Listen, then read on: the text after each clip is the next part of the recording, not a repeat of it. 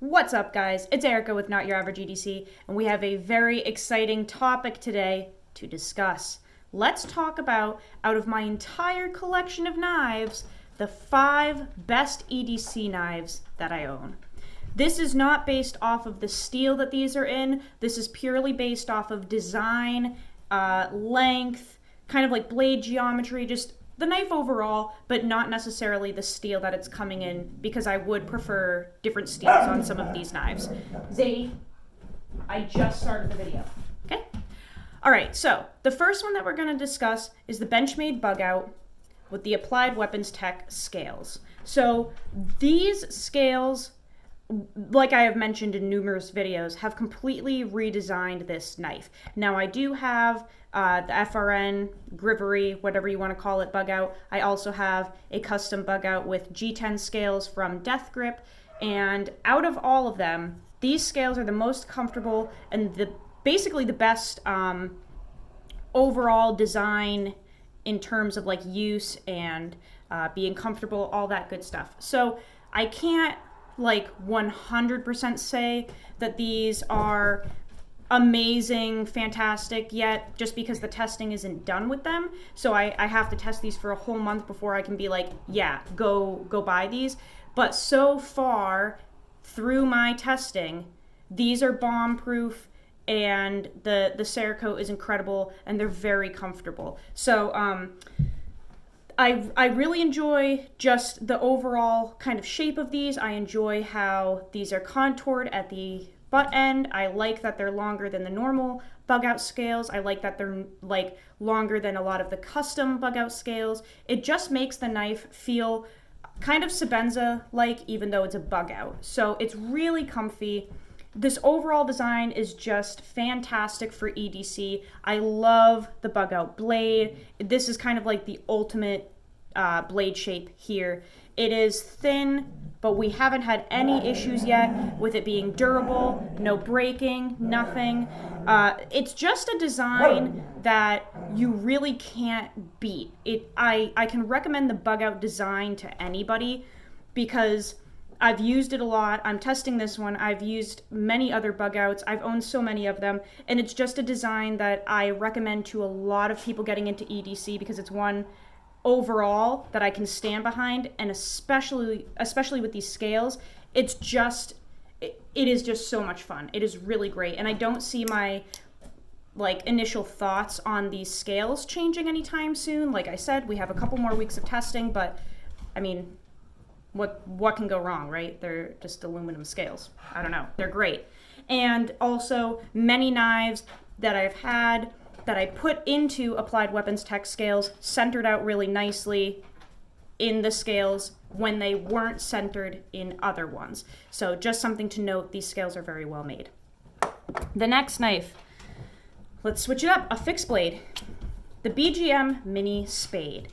This design is flipping genius. So this is John's take on the ultimate EDC knife. Now, mine is a mini one. He does make a full size, but the full size is just a little too large for me. It's too large for my hands. It's too large to put in pocket or have on a belt sheath for me.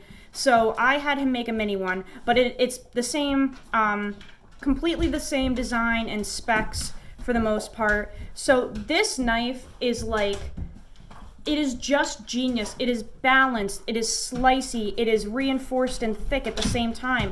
It has so much depth. I mean, so that choil shows you how much longevity you have in terms of sharpening. That's a lot. That's a lifetime knife right there. That is a lot of cutting and sharpening over and over that you can do with this knife. Guys, I can't film when you do that.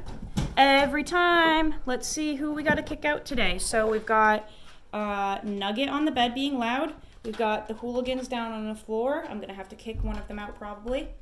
That guy's really fresh. He's young. Okay, they're quiet for a minute. Yeah, so John made this design for EDC use specifically, and it is absolutely incredible. The lack of ergonomics on the handle, very comfortable in all different grips. I mean, it's just so great he really nailed it with this one, guys. He really nailed it. And if you're looking for an EDC fixed blade, a small fixed blade, anything like that, I would recommend a BGM Spade or a Mini Spade. They're really fantastic. And this is just so killer. Like, look at how he does the tip. So it's like reinforced, it narrows out a little bit, then it's reinforced again, then it narrows out again. Like, it's just genius. It's just a genius ultimate design that you can't really beat. So this is one of my favorite designs. And this one is 80 CRV2 steel, which I also really like. But imagine this in like crew wear, right? Oh, 3V, that would be just amazing. I really like this steel, but for those of you that like that high-end stuff, you could always ask for 3V or crew wear. All right, the next one. This will make all of you fanboys happy. The Sebenza.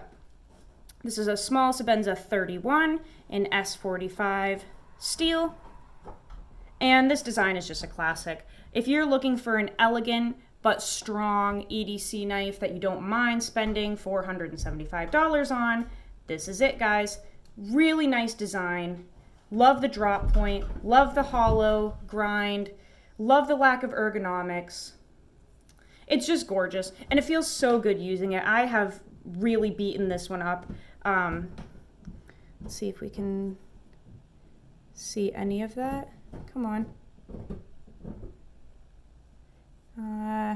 Not focusing per usual, but I do have a lot of videos on this. I tested this one for a month straight. Did a lot of scraping, prying, cutting, slicing. Just so many tasks with this, and it just never really failed. It was really, really good.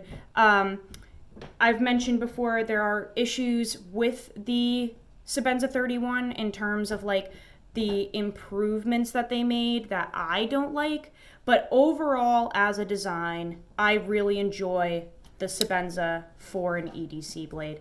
It's very, very well thought out, made and designed by a genius. It's fabulous. So the design I can stand behind. If you can get your hands on like a Sebenza 21, which they don't make anymore, but if you can get your hands on one, get it, because that is a bomb-proof EDC knife. The 940. Let's talk about the 940. I really enjoy this as an EDC knife. It's a little overbuilt for some people, a little thick, a little, pocket pry bar-esque, but I really, really enjoy it. It's durable. The length on it is great. I love how much reach I have with this blade. If you use your knife as something aside from a cutting tool, this is great for poking and prying and drilling, and you have so much reach with this blade without it feeling, like overbuilt or, silly. It just disappears in pocket. With the blade being redone at 15 degrees per side, it is much more slicey than it was before. That's kind of a must I have figured out with the 940, is like, if you're gonna get one and use it for EDC, you kind of have to lay the edge back, guys. You have to figure out how to do that and put it to 15 degrees per side, because otherwise it's kind of annoying. It's kind of obnoxious. So if you know how to make this edge bevel 15 degrees per side, get a 940 and use it. I have beaten the living pulp out of this knife. This is the second time I'm testing it. I've already tested it once before, as you can see, and it is indestructible. And using this butt end as a hammer is a blast. It is just awesome and very, very strong at that tip.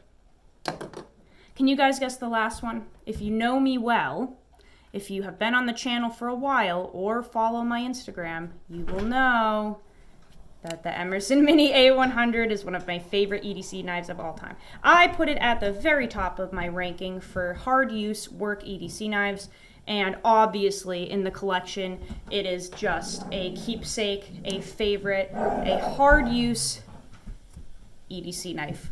The reason being, it is kind of a hybrid. Hey Zadie, can you stop? It is kind of a hybrid of like the strength of 940, kind of the drop point shape of a Sebenza, and it's not brutally thick. Like, it is thick, but it does thin out a good amount, and if you can, again, lay that edge back and you have a nice V grind, it's not horrific. It's really not. Is it going to want to kind of push through materials and wedge them apart as opposed to slicing? Yes, it will do that on occasion, just like the 940 apples is, you know, that's a great example. It might want to wedge them apart. But I have made videos cutting cardboard and stuff with the Mini A100, and a lot of people say it cuts sideways or it doesn't cut at all, and it does. It's actually really great as long as you know how to sharpen and keep a nice kind of like thin edge profile. Very, very strong, good length. Not as much as the 940, which may be better for some people because the 940 is a long knife. So you have a lot of the same characteristics, but in a little bit of a shorter package. I love the Mini A100. I love it. And this is one that I recommend to so many people because I've tested it very thoroughly. I've had numerous Mini A100s. I did a renovation and like really beat the crap out of this model. The renovations really were a true test to how rugged Emersons are, and it just kept going. I love it. And just the simplicity of this design gives you infinite ways to hold it, to use it. I mean, it's just great, guys. It's a genius, simple, but very genius design for EDC. Because it doesn't tell you no. This design will never tell you no. It won't say, hey, you can't do that, really. Like, it's just incredible. So this is one that I absolutely love out of my collection. If I had to pick one dog to kick out right now, which one would it be? Let's see. Not that guy. He's perfect, obviously. Got these three cuckoos. Hey, guys, chill for like 50 seconds. Okay, if we had to pick one knife to recommend over all of them out of the 5, which one would it be? For the general EDCer, for the general average Joe, not hard user, not an abuser, just if I could pick one.